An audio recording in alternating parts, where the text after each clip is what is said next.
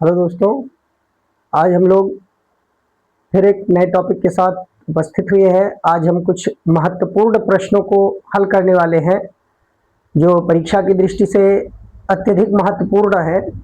पिछले टॉपिक में हम लोगों ने अनुचुंबकीय, प्रतिचुंबकीय और लौह चुंबकीय पदार्थों का विस्तृत अध्ययन किया और साथ में एक शैथिल्य लूप के बारे में पढ़ा गया था। शैथिल्य लूप, उसमें एक शैथिल्य हानि शब्द बच गया था। तो शैथिल्य हानि क्या होती है ये हम आज मौखिक रूप से बताए दे रहे हैं, क्योंकि जो शैथिल्य लूप मिला था उस शैथिल्य लूप प्राप्त हुआ था एक बार चुंबकन और विचुंबकन की स्थिति में। तो चुंबकन और विचुंबकन का एक चक्र जब पूर्ण होता है तो पदार्थ के एकांक आयतन में होने वाली जो शैथिल्य हानि होती है उस वक्र यानी शैथिल्य लूप के क्षेत्रफल के बराबर होती है। तो शैथिल्य लूप जो प्राप्त हुआ था, I और H के बीच हमने ग्राफ खींचा था, यानी चुंबकीय तीव्रता H और चुंबकन क्षेत्र I, चुंबकन तीव्रता I के बीच जो ग्राफ मिला था वो एक बंद वक्र बन रहा था। एक बार चुंबकन और पुनः विचुंबकन कर दिया जाए तो एक चक्र कंप्लीट होता है और एक शैथिल्य लूप प्राप्त होता है। तो ये शैथिल्य लूप का क्षेत्रफल है वह पदार्थ के प्रति एकांक आयतन में होने वाली शैथिल्य हानि को प्रदर्शित करता है, वही शैथिल्य हानि कहलाता है। और अगर बात करें नर्म लोहे और स्टील में, तो इस पर भी प्रश्न, नर्म लोहा और स्टील में अंतर पूछा जाता है, क्या अंतर है। तो नर्म लोहे की धारणशीलता अधिक होती है जबकि स्टील की धारणशीलता कम होती है। और निग्राहिता की बात करें तो स्टील की निग्राहिता अधिक होती है और धारणशीलता नर्म लोहे की अधिक है और निग्राहिता स्टील की अधिक होती है। नर्म लोहे की निग्राहिता कम होती है। और अगर शैथिल्य हानि कहा जाए तो शैथिल्य हानि अधिक उस पदार्थ का होता है जिसके शैथिल्य लूप का क्षेत्रफल अधिक हो। तो अगर हम स्टील और नर्म लोहे के लिए शैथिल्य लूप बनाएं तो स्टील का शैथिल्य लूप का क्षेत्रफल अधिक होगा, इसलिए शैथिल्य हानि स्टील में अधिक होती है, जबकि नर्म लोहे में शैथिल्य हानि कम होती है, उसका वक्र कुछ पतला बनता है इसकी तुलना में। और अगर चुंबकशीलता की बात करें तो चुंबकशीलता नर्म लोहे की अधिक होती है, स्टील की कम होती है। इसी प्रकार अगर सुग्राहिता, चुंबकीय सुग्राहिता की बात करें तो चुंबकीय सुग्राहिता भी नर्म लोहे की अधिक होती है और स्टील की कम होती है। अब इसमें अस्थायी चुंबक और वैद्युत चुंबक की बात की गई थी। तो अस्थायी चुंबक हम ऐसे पदार्थ का बनाएंगे तो अच्छा होगा जिसकी धारणशीलता उच्च हो और निग्राहिता भी उच्च हो। तो ऐसा पदार्थ नर्म लोहा और स्टील में दोनों में संभव नहीं, चूंकि नर्म लोहे की धारणशीलता जरूर अधिक है लेकिन निग्राहिता उसकी कम है, और स्टील में धारणशीलता स्टील की कम है, निग्राहिता अधिक है। तो अगर अस्थायी चुंबक बनाना है तो इन दोनों में अगर चुनाव करना है तो इन दोनों में से हम नर्म लोहे को चुन सकते हैं। और इसी प्रकार से विद्युत चुंबक, तो विद्युत चुंबक ऐसे पदार्थ का अधिक उपयोगी होगा जिसकी धारणशीलता भी कम हो और निग्राहिता भी कम हो। तो नर्म लोहे और स्टील में अगर चुनाव करना है तो विद्युत चुंबक के लिए हम नर्म लोहा और स्टील में से किसको चुन सकते हैं।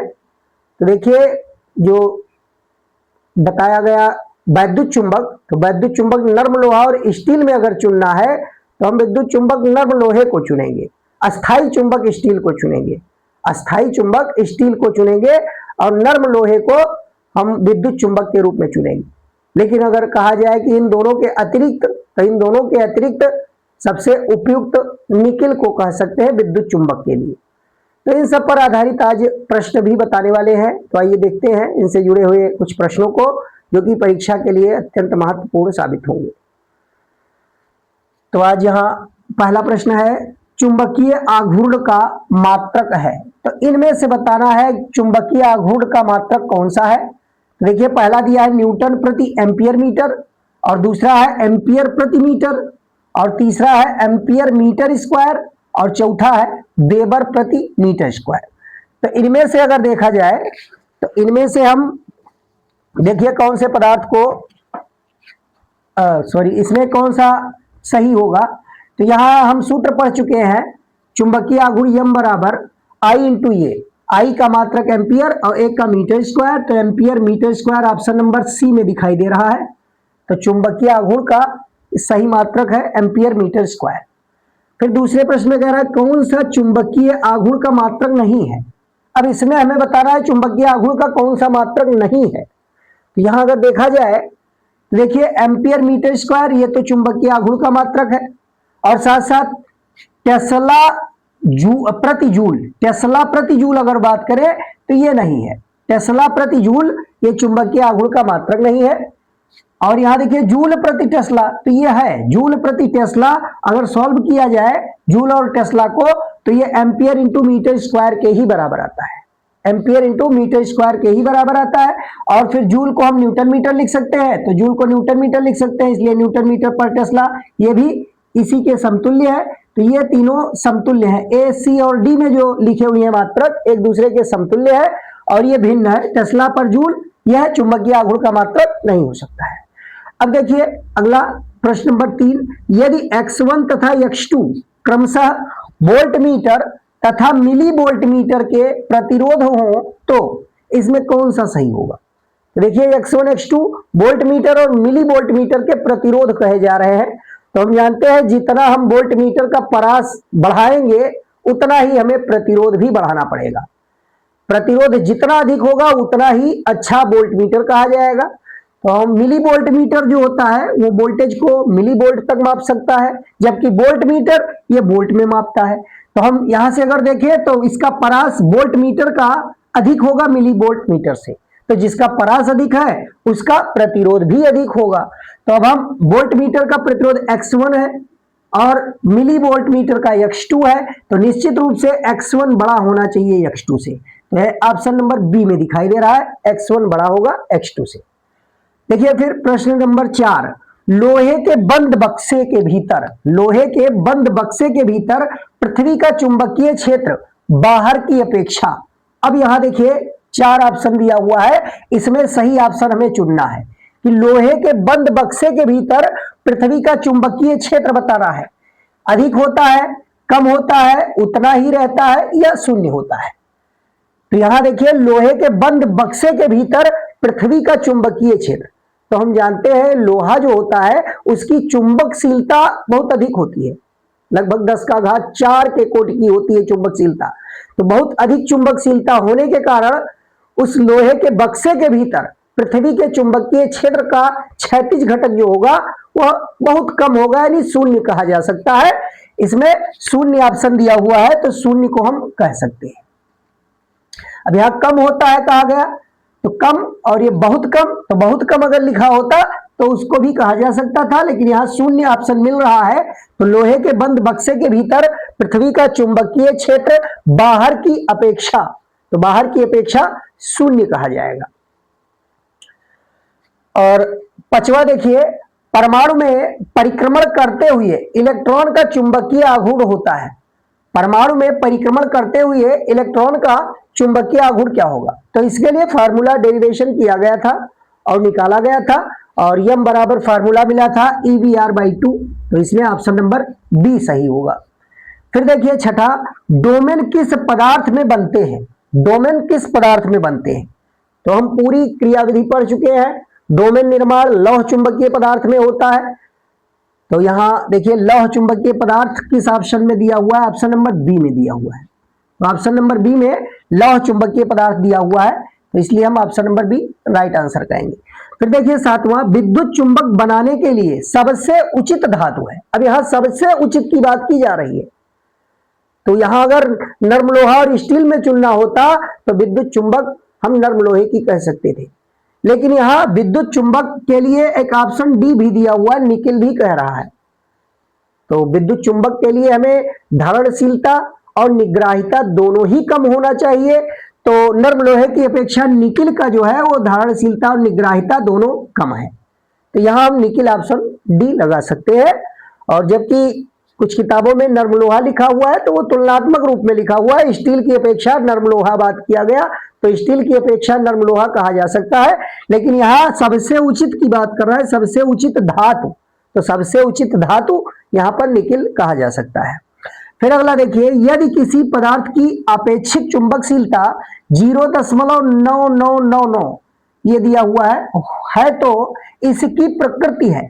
अब देखिए यहाँ जो अपेक्षित चुंबकशीलता है म्यू आर की वैल्यू वो 1 से छोटी है, तो 1 से छोटी वैल्यू अपेक्षित चुंबकशीलता की किस पदार्थ की होती है? तो अपेक्षित चुंबकशीलता की 1 से छोटी वैल्यू हम कहते हैं प्रतिचुंबकीय पदार्थ की। प्रतिचुंबकीय पदार्थ की वैल्यू 1 से छोटी होती है अपेक्षित चुंबकीयशीलता का, और 1 से बड़ी अनुचुंबकीय की होती है, और 1 से बहुत बड़ी होती है लौह चुंबकीय पदार्थ की। तो यहाँ इन 3 ऑप्शनों में हम ये बी वाला ऑप्शन राइट आंसर कहेंगे। ये तो अचुंबकीय कह रहा है, तो अचुंबकीय की चुंबकशीलता हम शून्य कहेंगे। जब अचुंबकीय है तो चुंबकशील कहाँ होगा?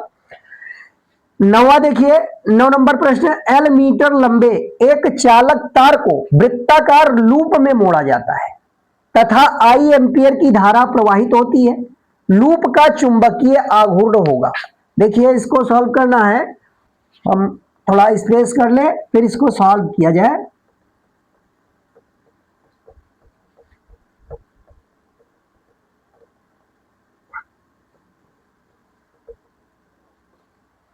देखिए यहां पर प्रश्न दिया हुआ है, एल मीटर लंबे एक चालक तार को वृत्ताकार लूप के रूप में मोड़ा गया। वृत्ताकार लूप के रूप में, ये पहले सीधा तार था, इसकी लंबाई पहले एल थी, और इसको जब लूप के रूप में मोड़ देंगे तो अब इसकी परिधि अगर त्रिज्या आर कहा जाए, अगर त्रिज्या इसकी आर कहा जाए तो अब ये पूरा परिधि 2 पाई आर एल के बराबर होगा। 2 पाई आर बराबर एल लिखा जा सकता है।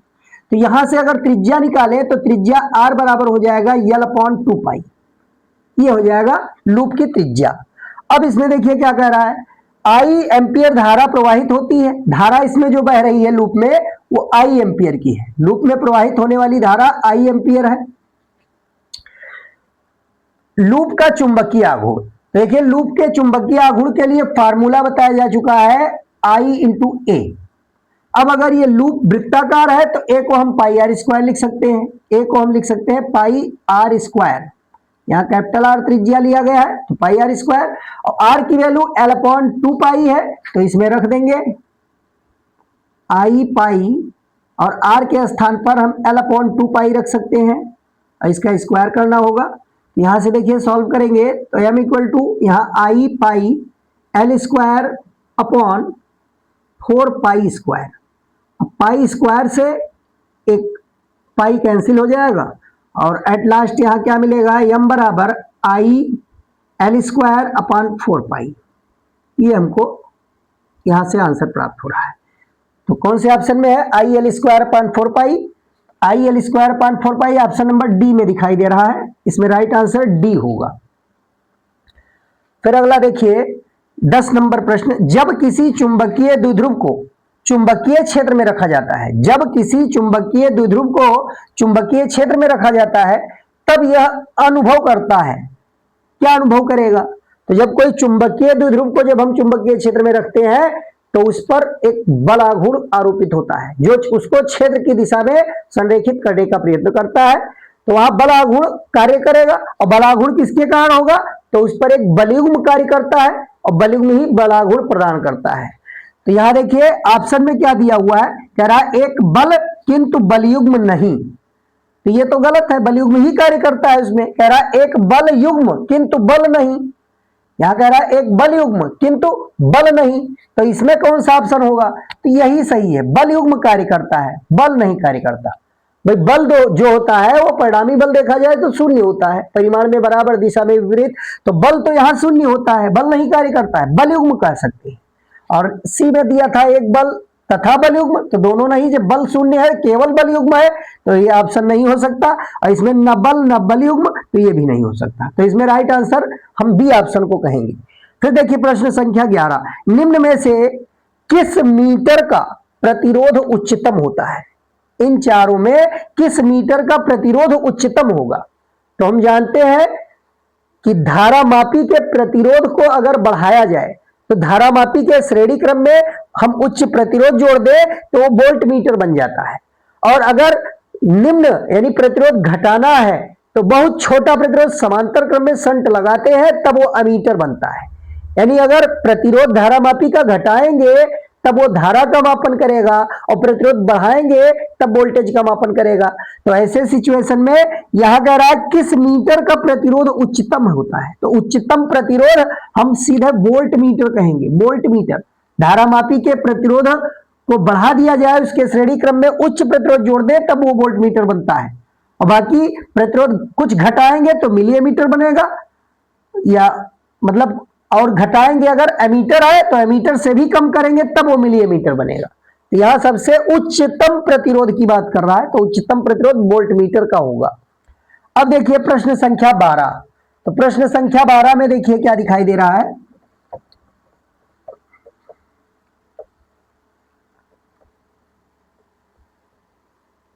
यहां प्रश्न संख्या 12, इसको हम एक सूत्र के रूप में भी याद रख सकते हैं, इस पर प्रश्न बन सकते हैं परीक्षाओं में। यहां कह रहा है 1 वोल्ट मीटर का प्रतिरोध जी ओम है, 1 वोल्ट मीटर का प्रतिरोध जी ओम है तथा परास V वोल्ट है।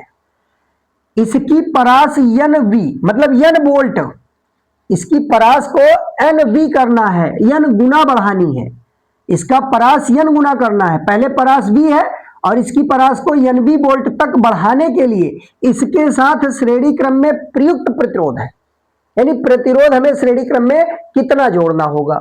तो ये हम बता चुके हैं सूत्र कि अगर वोल्ट मीटर को हमें उसका वोल्ट मीटर का परास बढ़ाना है तो वहां आवश्यक प्रतिरोध के लिए फार्मूला क्या बताया गया था।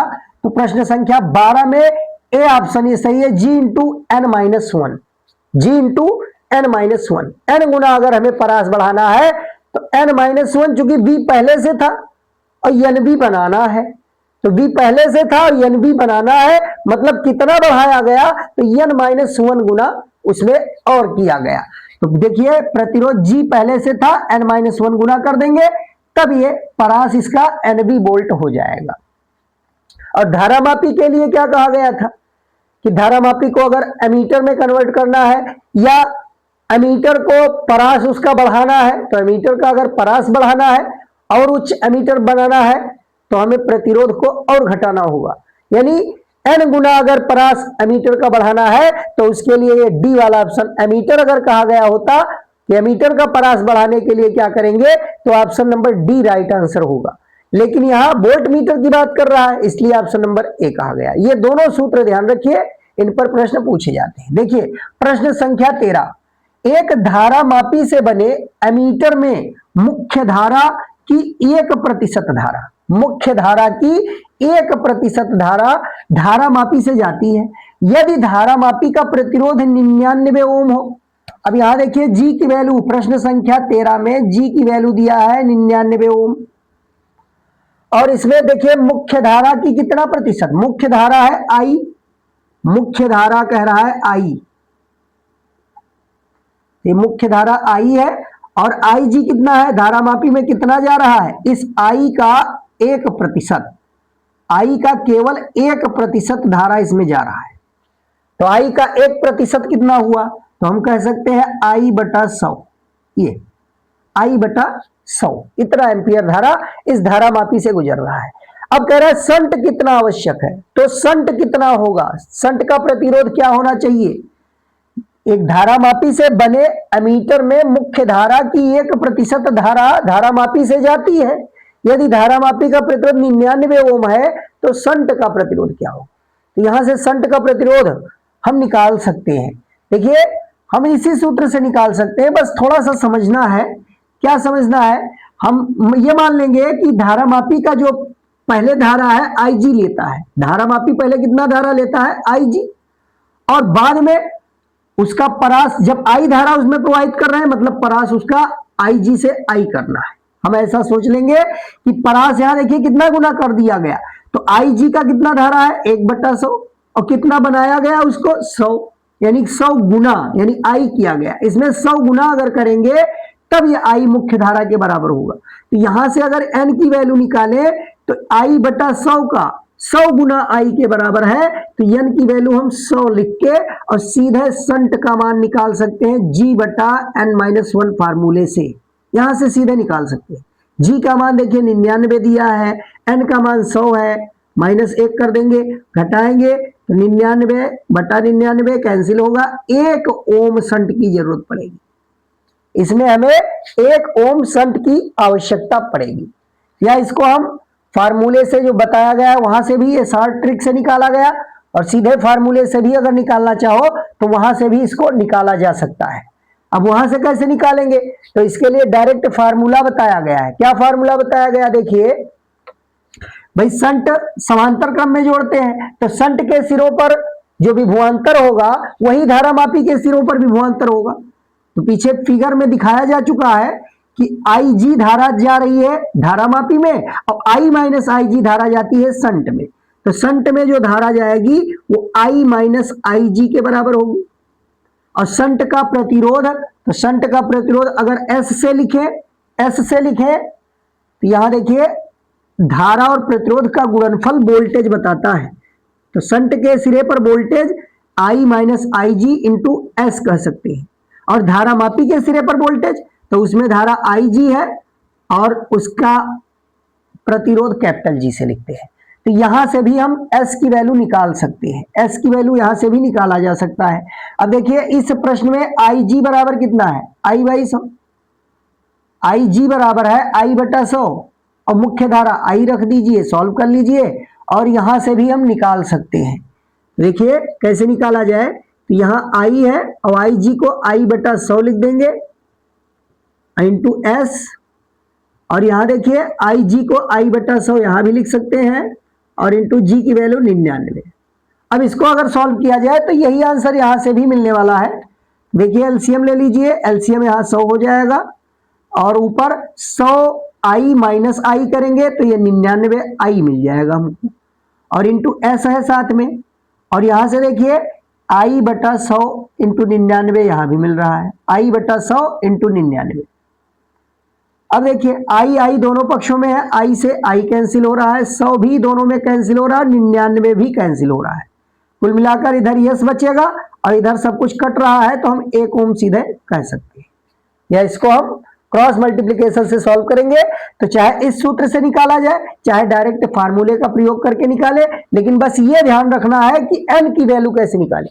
ऐसे सूत्र में हम जब सूत्र को रख के सॉल्व करना है तो n निकालना जरूरी है कि धारा कितना गुना या वोल्टेज कितना गुना बढ़ा रहे हैं। जब तक n नहीं निकाल पाओगे तब तक सही आंसर नहीं दे सकते हो।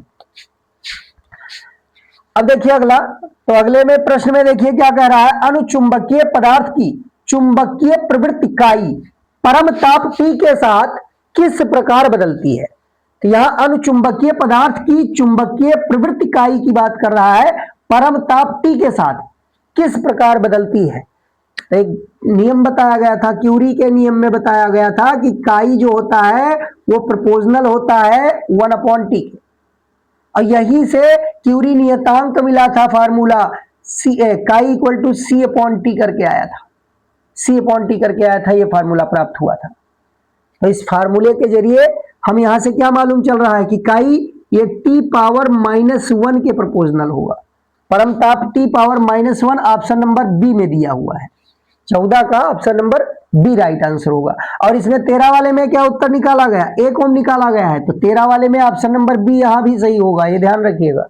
अब यहां देखिए 15 वाले में क्यूरी नियम किस पदार्थ के लिए लागू है। तो क्यूरी नियम जो है वो अनुचुंबकीय पदार्थ के लिए लागू है। अनुचुंबकीय पदार्थ में क्यूरी का नियम लागू होता है, ऑप्शन नंबर सी इसमें अनुचुंबकीय पदार्थ होगा। और अगर क्यूरी बीन्स नियम कहा जाए तो वो लव चुंबकीय पदार्थ के लिए है।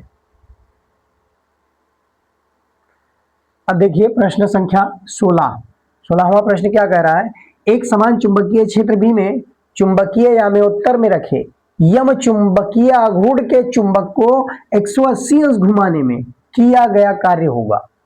मतलब कोई चुंबकीय द्विध्रुव है, उसका चुंबकीय आघूर्ण यम है, और इसको कहा जा रहा है बी चुंबकीय क्षेत्र में 180 अंश घुमाया जाए, तो कितना कृत कार्य होगा, कितना कार्य किया जाएगा। तो कार्य के लिए फार्मूला बताया जा चुका है, W बराबर mv1 - cos थीटा। तो 1 - cos 180 यहां लिखा जाएगा, और cos 180 डिग्री का मान -1 होता है, तो -1 माइनस गुणा होके +1, 1 + 1 मिलके 2, तो यहां से आ जाएगा 2mv। देखिए किया गया कार्य 180 अंश घुमाएंगे तो कृत कार्य इसमें 2 MB के बराबर होगा। अब देखिए अगला प्रश्न, एक छोटे दंड चुंबक की अक्षीय तथा निरक्षीय स्थितियों में चुंबकीय क्षेत्रों का अनुपात है। देखिए अक्षीय और निरक्षीय के चुंबकीय क्षेत्रों का अनुपात बताया गया था। अक्षीय वाले में बताया गया था ई एक्सियल पोजीशन में mu naught upon 4 pi 2m upon R cube. इसी तरीके से निरक्षीय वाले में बताया गया था इक्वेटोरियल पोजीशन में तो म्यू नॉट अपॉन 4 पाई और ये m अपॉन आर क्यूब आया था, m अपॉन आर क्यूब। अब यहां से दिखाई दे रहा है अक्षीय और निरक्षीय का अनुपात पूछ रहा है, तो ई अक्षीय और ई निरक्षीय का अनुपात लेंगे तो यहां देखिए 2 बच रहा है, बाकी सब कट जाएंगे, इनका अनुपात 2 के बराबर आएगा। ये ऑप्शन नंबर डी इसमें राइट आंसर होगा। प्रश्न संख्या 18 में देखिए, समान चुंबकीय आघूर्ण M वाले 2 सर्वसम पतले छड़ों को संपर्क में चित्रानुसार रखा जाता है। इस चित्र के अनुसार संपर्क में 2 छड़ को रखा गया है। कह रहा है निकाय का चुंबकीय आघूर्ण होगा और यहां देखिए प्रत्येक का चुंबकीय आघूर्ण यम है। अब चुंबकीय आघूर्ण की दिशा हम जानते हैं दक्षिणी ध्रुव से उत्तरी ध्रुव की ओर, ये चुंबकीय आघूर्ण यम इसका हो गया। और इसमें अगर देखा जाए तो इसका भी चुंबकीय आघूर्ण यम इसी डायरेक्शन में कार्य कर रहा है, तो दोनों का चुंबकीय आघूर्ण एक ही दिशा में है, इसलिए चुंबकीय आघूर्णों का योग हो जाएगा। इस पूरे निकाय का चुंबकीय आघूर्ण m प्लस m मिलकर 2m के बराबर होगा। इसमें 18 वाले में राइट आंसर सी होगा। अब देखिए 19 नंबर, एक चल कुंडली धारामापी में विक्षेप 50 भागों से गिरकर 10 भागों तक रह जाता है जब उसके साथ 12 ओम का संट लगाया जाता है। देखिए 12 ओम का जब संट लगाते हैं तब वहां विक्षेप 50 भाग तक पहले जाता था, अब वो 10 भाग तक जा रहा है। 10 भाग तक जाना मतलब अब वो और धारा अपने अंदर ले सकता है। अब वहां धारा के मान में परास वहां वृद्धि हो रहा है। कितना वृद्धि भाई 50, पहले 50 तक विक्षेप उसका था 50 भाग तक, और जैसे ही 12 ओम का संट उसके समांतर क्रम में लगाया गया तब वो 10 भाग तक विक्षेप आया, मतलब विक्षेप 10 भाग तक, यानी आगे 40 भाग और जा सकता है, 40 भाग आगे और जा सकता है। तो कितना इसमें देखिए कितना गुना हुआ, हम यहां से अगर निकालना चाहें तो यहां कितना गुना इसका परास बढ़ा, उस गुना को हमें निकालना है, कितना गुना परास में वृद्धि हुई।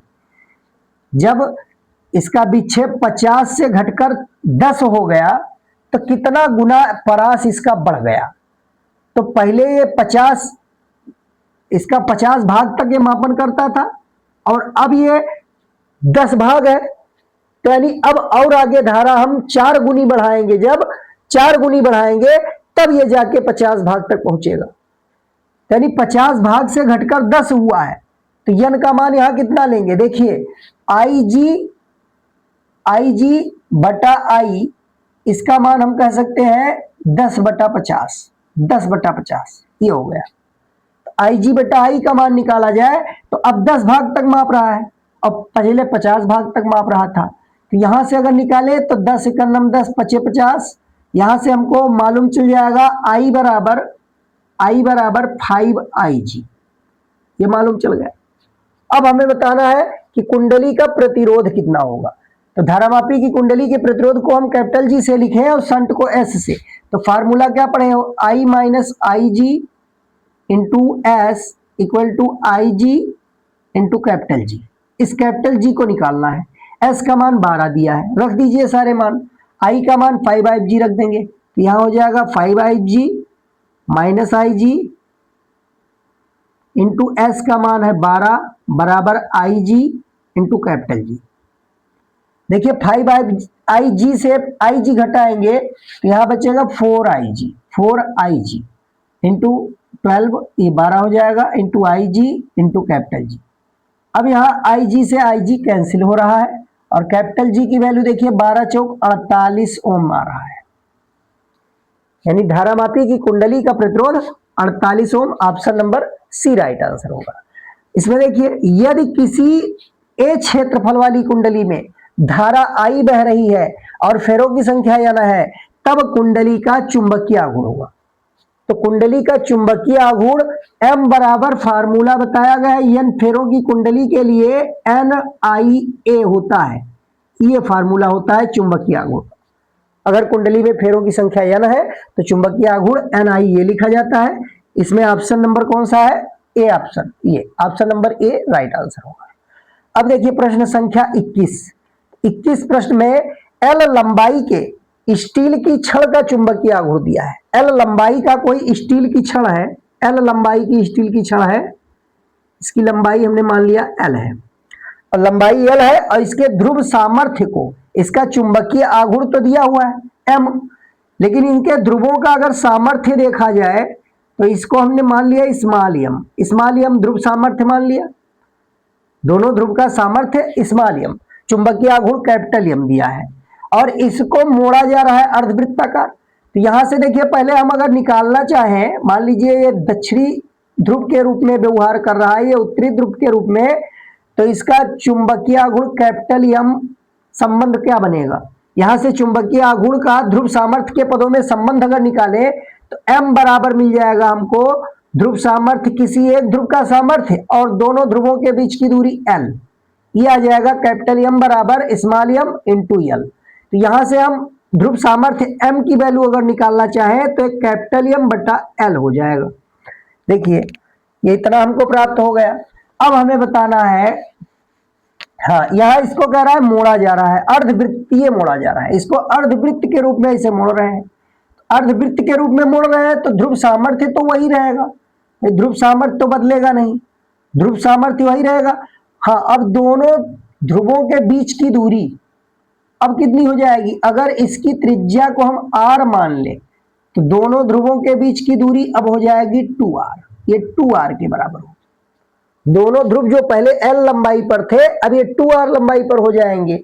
और ये देखिए यहां से यहां तक की लंबाई यानी अर्धवृत्त की जो परिधि होती है पाई r, वो बराबर l के होगा, पाई r बराबर l के। तो यहां से हम r निकाल लेंगे, r बराबर आएगा l अपॉन पाई। अब प्रश्न के अनुसार देखिए l लंबाई की स्टील की छड़, चुंबकीय आघूर्ण m, इसे अर्धवृत्ताकार चाप में मोड़ा जाता है, नया चुंबकीय आघूर्ण क्या होगा? अब इसका चुंबकीय आघूर्ण बताना है।